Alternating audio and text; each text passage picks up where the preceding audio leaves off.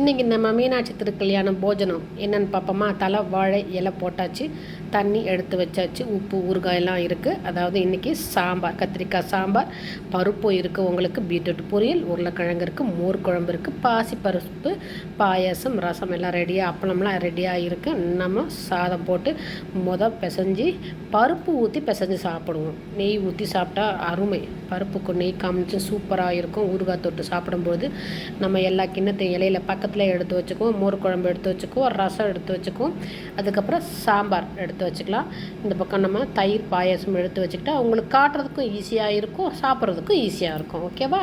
அடுத்து நம்ம சாம்பார் அருமை. நம்ம பருப்பில் ஊற்றி சாப்பிட்டாலும் அருமை, தனியாக சாப்பிட்டாலும் அவ்வளோ அருமையாக இருந்துச்சு. அதுக்கு நம்ம பீட்ரூட் பொரியல் கூட இல்லை, நல்லா கிரேவியாக இருந்துச்சு. அதுக்கப்புறம் எலுமிச்சம் ஊறுகாய் சூப்பராக இருந்துச்சு.